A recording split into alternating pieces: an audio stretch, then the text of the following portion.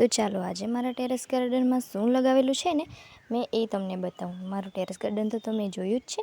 તો પહેલાં જુઓ, આ છે કાકડી, અને કાકડીના ફરતે થોડી ઘણી જગ્યા છે ને એમાં મેં પુદીનો, પછી વટાણા અને એવું બધું છે ને લગાવી દીધું. થોડું ઘણું જગ્યા હોય ને તો મને એવું થાય કે કંઈક એમાં લગાવી દઉં.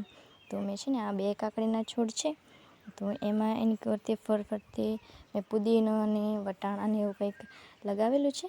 બીજું છે, આ છે મેથી, બીજી વાર છે, પહેલી વારની હું હાર્વેસ્ટ કરી ચૂકી છું, જે મને મસ્ત સારી ઓર્ગેનિક રીતે મળે છે. અને આ છે પાલક, અને પાલકના પણ ફરતે મેં છે ને ડુંગળી ને એવું બધું, લસણ ને એવું લગાવેલું છે.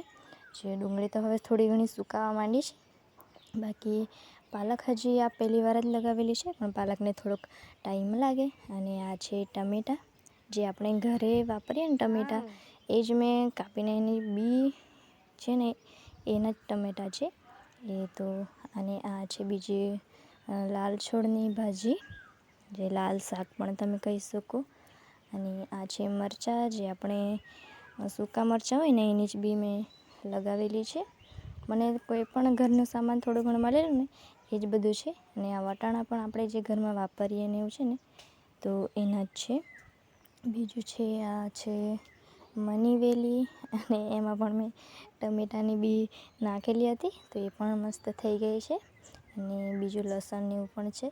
અને આમાં છે આદુ, એક છોડ ટમેટાનો પણ છે, લસણ છે.